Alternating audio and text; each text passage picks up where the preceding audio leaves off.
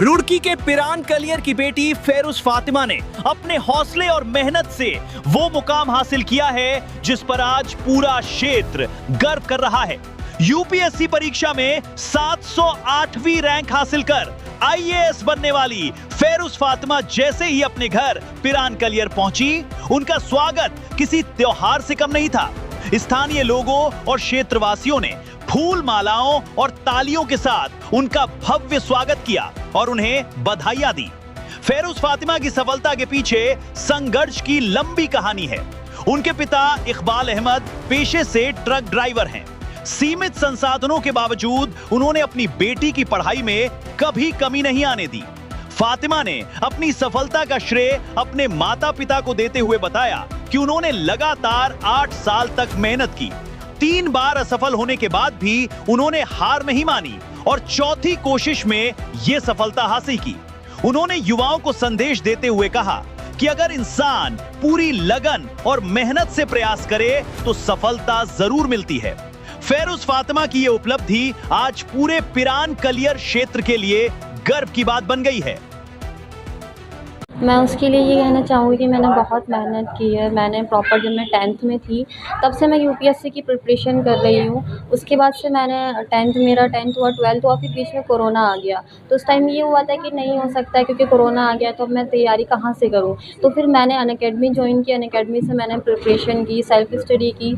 और मैं यही बोलना चाहूँगी कि इस टाइम मुझे इतनी खुशी हो रही है कि मैं अगर मेरा यूपीएससी क्रैक हुआ है तो उसका सपोर्ट मैं उसका श्रेय जो देना चाहूँगी अपने मम्मी पापा को देना चाहूँगी। मेहनत ये था कि मेरा संघर्ष ये था कि मैं सुबह ऑफिस जाती थी, फिर शाम में आके नाइट में लाइब्रेरी में पढ़ती थी।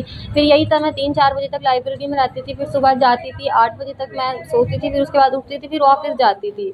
और फाइनेंशियल कंडीशन ये थी कि मैं जॉब भी नहीं छोड़ सकती थी क्योंकि मम्मी पापा का सपोर्ट ये था कि वो कुछ ही दे सकते थे। और दिल्ली में रहना इतना आसान नहीं होता है कि वो कुछ से कुछ कर सके क्योंकि रूम रेंट इतना महंगा होता है वहाँ का। तो आप अगर आपकी फाइनेंशियल कंडीशन ठीक नहीं है तो आप दिल्ली में नहीं रह सकते। उसके लिए मैंने अपनी पहले प्राइवेट जॉब की, फिर उसके साथ साथ ही मैंने गवर्नमेंट एग्ज़ाम की तैयारी की, आरबीआई की। तो मेरा वहाँ से सिलेक्शन हुआ और मैं 2 साल से आरबीआई में असिस्टेंट मैनेजर की पद पर नियुक्त हूँ। हाँ जी, हाँ जी।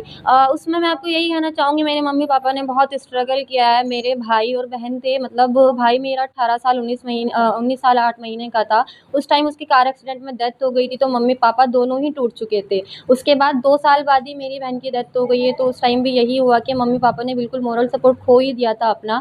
और फिर उसके बाद ये हुआ कि पापा को पार्किंसन हो गया, तो उन्हें वो गाड़ी नहीं चला सकते, तो उनका हाथ पूरा ही कँपकपाता है। तो उस टाइम मम्मी ने बोला कि आप घर बैठो, मैं बच्चे को पढ़ाऊँगी। उन्होंने फुल चादर की शॉप की, वहाँ से कुछ कमाया तो मेरे पास सपोर्ट किया। यूपीएससी हार्ड तो नहीं होता है। मैं ये कहना चाहूँगी अगर हम दिल से चाहते हैं कि हम कुछ करना चाहते हैं, अपने देश की सेवा करना चाहते हैं, यूपीएससी हार्ड नहीं होता है। बस ये है कि हमें प्रॉपर 8 से 9 घंटे अपनी स्टडी को देने ही देने होंगे। अगर हम 8 से 9 घंटे दे देते हैं यूपीएससी के लिए तो हमारा सिलेक्शन कोई नहीं रोक सकता है। अच्छा मैडम, मैं दे पाती थी। मतलब उस टाइम ये था कि एक तो मैं शाम के टाइम प्रैक्टिस पे जाती थी, सुबह कॉलेज जाती थी और नाइट में स्टडी करती थी। तो ये था कि मेरे घर वाले जो थे मुझे घर के काम के लिए कुछ नहीं बोलते थे। ये बोलते थे कि बेटा तुम्हें जो करना है तुम करो, घर का काम तो हम भी कर लेंगे। तो मुझे फैमिली की साइड से सपोर्ट मिलता था तो मैं कर पाती थी। अच्छा, आपने जो प्राइमरी शिक्षा थी वो मैंने बेसिकली 8th तक मैं मदरसे में पढ़ती थी दीनी तालीम के लिए। उसके बाद मैंने 9th में एडमिशन लिया था अमृत इंटर कॉलेज रोहाना मिल मुजफ्फरनगर में। वहाँ से मेरी स्कूलिंग हुई है। और फिर उसके बाद मैंने 12th वहाँ से की, तो फिर हम उत्तराखंड आ गए थे। यहाँ से फिर मैंने बीएसएम पीजी कॉलेज में एडमिशन लिया था ग्रेजुएशन के लिए। मम्मी पापा ने नहीं कहा कि भाई अब रहने दो, पढ़ाई आ जाओ? मम्मी पापा ने मुझे बहुत सपोर्ट किया है। मेरा 3rd अटेम्प्ट था। एक बार ऐसा हुआ था कि मेंस नहीं निकला था, तो मैं सोच चुकी थी कि यूपीएससी बहुत टफ है और नहीं हो सकता है। तो उस टाइम मेरी मम्मी पापा ने दोनों ने बोला कि नहीं बेटा, इस बार नहीं होता है अगली बार होगा, अगली बार नहीं होता है तो नेक्स्ट टाइम होता, कभी ना कभी तो होगा, तुम हिम्मत मत हारो, हम तुम्हारे साथ हैं। ये सब अल्लाह ताला खुद करने वाला है। परेशानी दूर, मेरी बेटी ने मेरा नाम रोशन कर दिया, इस कलियर क्षेत्र का नाम रोशन कर दिया, माँ बाप का नाम रोशन कर दिया, अपने ताया चाचा का नाम रोशन कर दिया, भाई का नाम रोशन कर दिया। मुझे और कुछ नहीं चाहिए।